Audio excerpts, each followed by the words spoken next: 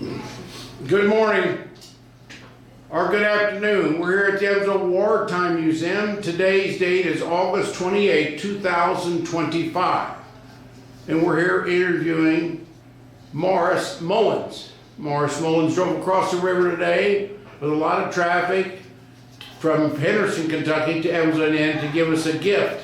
His wife and him gave us a picture of an African-American soldier that we're going to put in our archives. Now, Mr. Mullins told me an interesting comment. He helped bury General Marshall. General Marshall was the person that created the Marshall Plan. If you look after World War I, we had the signing of a treaty in Versailles, and it didn't treat everybody correctly, so it ended up World War II. So the Marshall Plan was how to rebuild Germany, how to rebuild Japan, and how to rebuild Italy without them being paupers and distraught the rest of their lives, which some people think precipitated World War II because Germany was put down too much by the Allies at that time. So I want you to tell us where you were recruited, Morris, and then where you did basic training, and then where did you do your service, and what service were you in? Okay, I was recruited at Henderson, Kentucky, in the Army. I took my basic training at Fort Knox, Kentucky. They sent me to Fort Ord, California for advanced training. There they told me I was going to Washington, D.C., and I went to Washington, D.C., and I was put in the honor guard at Fort Leslie J. McNair, about 8 blocks from the Capitol building. And we did ceremonial services. We stood around the airplanes when the president would leave, and we'd have parades downtown and cemetery details. Some cemetery at Arlington and other cemeteries? Arlington Cemetery. I was at Fort McNair, which is part of Fort Myer. I was in A company, and B, C, and D were at Fort Myer, which a lot of people didn't know. Okay, so, and so how long were you stationed there at Fort Myer, Fort McNair? Oh, about 18 months. And you were in the Army, and so tell us that very important funeral you served on. I served at General George Marshall's funeral. I opened the doors for the men to stand around the coffin, and then when they carried the casket out the back door, I opened the doors for them, and then I stepped outside to watch them, and I saw this man walking by, an older man, and he had about 4 guys walking alongside of him, and it was Harry Truman. Oh, wow. So we're back to Marshall, and you talked about opening the doors for people. Did he get shown at the Rotunda, and then did he go to Arlington? Or do you remember what they did in his funeral procession? And did he have a horse that had a person on it with sitting backwards? No, it didn't have horses. It had a regular hearse here, I believe.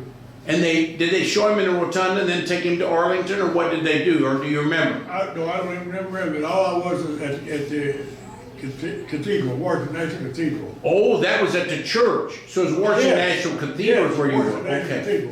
And that is one of the biggest cathedrals in the United States. It's very famous. Yeah. And so he had a church service there, and then he went to the cemetery, but you didn't go to the cemetery, you just did the church service. I just did the church. So you helped the guys, the pallbearers. There are probably 8 pallbearers were in military uniform? I'm sure they would. I don't know. And you opened the door for them? All I did was open the doors and let them go in and stand around the coffin. Yeah. Now, if you were trained at Fort Knox and then Fort Ord. Fort Ord is a pretty expert place. Was that for tanks, or what was that for? I don't remember what Fort Ord was. Yeah, it's famous out in California. It might be closed now. It's near Monterey, I believe. It's closed down now. I used to take care of people from there. I was stationed at Oakland Naval Hospital near Letterman Army Hospital out there. And Monterey had a speech school out there. Yeah. Well, I'll tell you, we've never had anybody in here that knew General George Marshall, except that lady that came in a minute ago. Yeah, I was surprised. Isn't that something? She knew him, or her uncle knew him. Yeah. Yeah. Well, I'll tell you, it's been nice talking to you, Mr. Mullen and Mrs. Mullen. Do you have any other questions? Only any questions for him that he should talk about, Mrs. Mullen? Not that I know of. I've been in the Army twice. They put me in reserve when I got out. Yeah. And then the Berlin Wall crisis came up. And I had to go back down to Fort Chaffee, Arkansas for a year and train basic training. What year was that Berlin crisis? 61, 62. I see. We went in, I think, 61. You weren't in during the Kennedy when we had the problem with Cuba. Were you in during that time when the Cuban crisis happened? I don't remember. But, Yeah. The Berlin Wall crisis. What do you do for a living? I'm retired. I worked in Alcoa. Alcoa, did you know Mr. Dunley, or Alcoa was our major employer here? What, you work in the smelter? Pardon me? What part did you work in at Alcoa? I worked in different departments. You know Paul Wurs? He's a friend of mine. He was a safety guy, and Mr. Smith worked in the smelter and sold another guy named Kemp. He was in environmental services. Well, then you know Paul Wurs. He was Mr. Safety Manager. He walked around trying to. I've been retired since 2002. Well, he's been retired since then. He might, yeah. Well, I'm glad that you're here and glad you thought of our museum once you come back. Don't be strangers. And bring us some more articles are Yeah, I looked good. around. Okay, you look around. I think that's very interesting. The Marshall Plan is absolutely important. What year do you think he died? Probably 1960 or so? 59. 59 is when he died. Huh, okay. I'm pretty sure it was 59. I was in 58 to 60. Okay, so it had to be then. May 58 to May 60. But there's not a lot of these guys around anymore. No, He'll be no. 88 at the end. 88? Yeah. Oh, you don't look 88. You're lying. You're 70.